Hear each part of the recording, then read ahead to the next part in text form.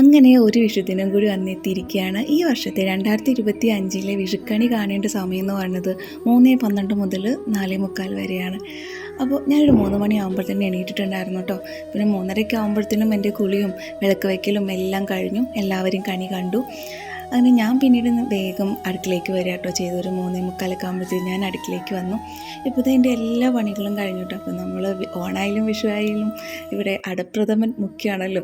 അപ്പോൾ അത് അടപ്രഥമൻ ലാസ്റ്റ് പായസത്തിൻ്റെ പണിയും കൂടെ കഴിഞ്ഞു. എല്ലാ വിഭവങ്ങളും ഉണ്ടാക്കിയിട്ടുണ്ടായിരുന്നു കേട്ടോ.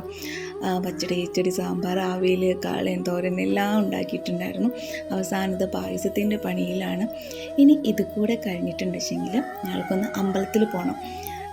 കാരണം എല്ലാ പണികളും കഴിഞ്ഞിട്ട് അമ്പലത്തിൽ പോകുമ്പോൾ ഒരു പ്രത്യേക ഒരു സമാധാനം കേട്ടോ. വേറെ ഒന്നുമല്ല, തിരിച്ചു വരുമ്പോൾ സന്തോഷത്തോടെയും സമാധാനത്തോടെയും കുറച്ച് നേരം ഇങ്ങനെ ഇരിക്കും. അല്ലെങ്കിൽ വീണ്ടും പണികളല്ലേ.